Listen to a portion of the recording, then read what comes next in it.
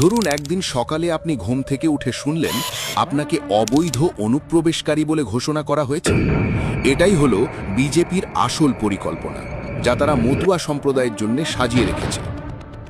2021 সাল থেকেই বিজেপি নাগরিকত্বের প্রতিশ্রুতিকে রাজনৈতিক হাতিয়ার হিসেবে ব্যবহার করেছে কেবল আমাদের মতুয়া ভাইবোনদের ভোট পাওয়ার জন্য। 2021 সালে স্বরাষ্ট্রমন্ত্রী অমিত শাহ সিএ এর মাধ্যমে মতুয়া সম্প্রদায়কে নাগরিকত্ব দেওয়ার প্রতিশ্রুতি দিয়েছিলেন। वादा कर कर जाता हूं कि आप 2 मई को कमल फूल की सरकार बना दो, हर एक शरणार्थी को गले लगाकर सम्मान के साथ नागरिकता देने का काम ये भारतीय जनता पार्टी। তবে মোদী সরকার 2024 সালের মার্চ পর্যন্ত ওই আইনের অধীনে বিধি জারি করতে বিলম্ব করে। আবারও মতুয়া সমাজকে কাজে লাগানোর সুযোগ খুঁজতে তারা পরবর্তী নির্বাচন পর্যন্ত অপেক্ষা করেছিল। এখন নির্বাচন কমিশনকে কাজে লাগিয়ে বিজেপি বাংলায় SIR চালু করেছে, সাইলেন্ট ইনভিজিবল রিগিং।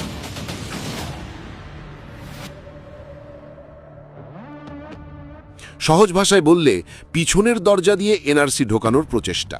আগে যখন মানুষ ভোট দিত, মানুষ ভোট দিয়ে সরকার নির্বাচিত করত, আর প্রধানমন্ত্রী নরেন্দ্র মোদীর সরকার এখন পছন্দের ভোটার বেছে নিচ্ছে। আপনি ভাবুন, মানুষ বাঁচত সরকার, আর আজকে সরকার বাঁচছে ভোটার। আর খোদ স্বরাষ্ট্রমন্ত্রী নিজেই তা স্বীকার করেছেন, প্রকাশ্যে ঘোষণা করেছেন যারা ভারতে জন্মায়নি তাদের শনাক্ত করা হবে, ভোটার তালিকা থেকে বাদ দেওয়া হবে, তারপর তাড়িয়ে দেওয়া হবে। একই সঙ্গে বিজেপি ভুয়ো সিএ শিবির চালাচ্ছে, নাগরিকত্বের প্রতিশ্রুতি দিচ্ছে টাকার বিনিময়। বিজেপি নির্লজ্জভাবে মতুয়া সম্প্রদায়ের আশা আকাঙ্ক্ষা নিয়ে খেলা করছে, কিন্তু তাদের দেওয়া হুমকি কোনো একটি সম্প্রদায়, একটি গোষ্ঠী বা একটি শ্রেণী পর্যন্ত সীমাবদ্ধ নয়। এটি আমাদের সাংবিধানিক অধিকারের ওপর সরাসরি আক্রমণ। আমরা এর বিরুদ্ধে আপাদমস্তক লড়ব শেষ নিঃশ্বাস পর্যন্ত।